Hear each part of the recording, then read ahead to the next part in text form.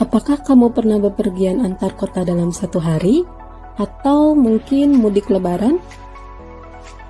Nah, itu adalah contoh fenomena sosial dalam kependudukan atau yang kita sebut dengan mobilitas penduduk. Mobilitas penduduk adalah gerak perpindahan penduduk dari satu unit geografis atau wilayah ke dalam unit geografis lainnya. Gejala mobilitas penduduk merupakan gejala alamiah yang terjadi sebagai respon manusia terhadap situasi dan kondisi yang sedang dihadapi. Misalnya, desakan ekonomi, situasi politik, kebutuhan pendidikan, gangguan keamanan, terjadi bencana alam di daerah asal, ataupun alasan-alasan sosial lainnya. Jenis-jenis mobilitas penduduk.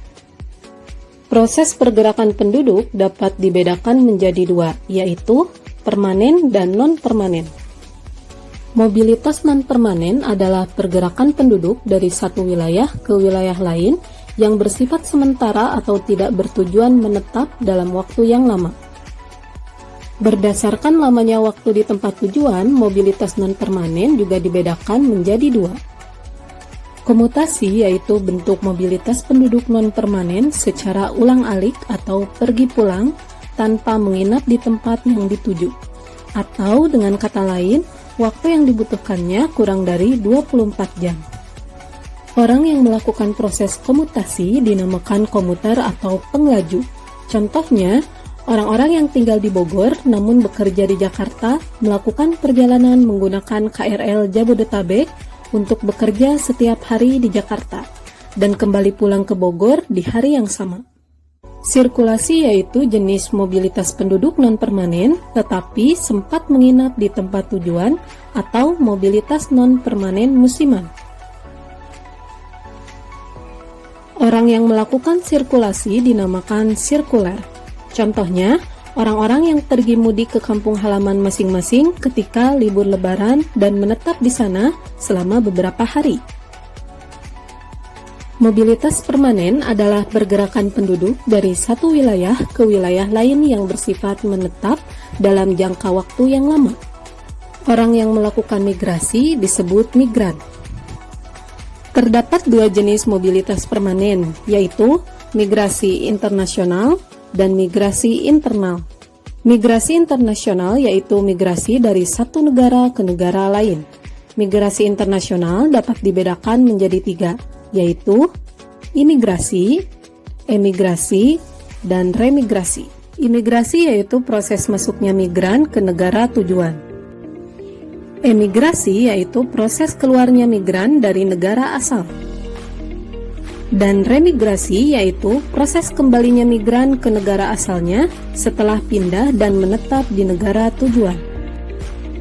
Migrasi internal yaitu migrasi dari suatu wilayah ke wilayah lain dalam satu negara. Secara umum, jenis-jenis migrasi internal yang biasa dijumpai di Indonesia antara lain urbanisasi, ruralisasi, dan transmigrasi. Urbanisasi yaitu perpindahan penduduk dari kawasan pedesaan ke wilayah perkotaan. Ruralisasi yaitu perpindahan penduduk dari kota ke desa. Dan transmigrasi yaitu perpindahan penduduk antara satu pulau ke pulau lain. Migrasi penduduk dipengaruhi oleh dua faktor utama yang dikenal dengan istilah faktor pendorong dan faktor penarik. Faktor pendorong adalah faktor-faktor yang timbulnya atau berasal dari daerah asal. Misalnya, perpindahan dari desa ke kota karena di desa lapangan pekerjaannya sedikit.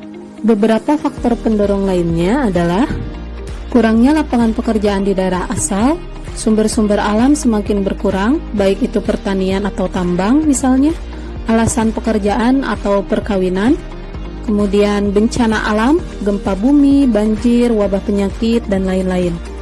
Tidak cocok lagi dengan adat, budaya, atau kepercayaan di tempat asal, dan bisa juga karena terdapat tekanan-tekanan atau diskriminasi politik, agama, maupun suku.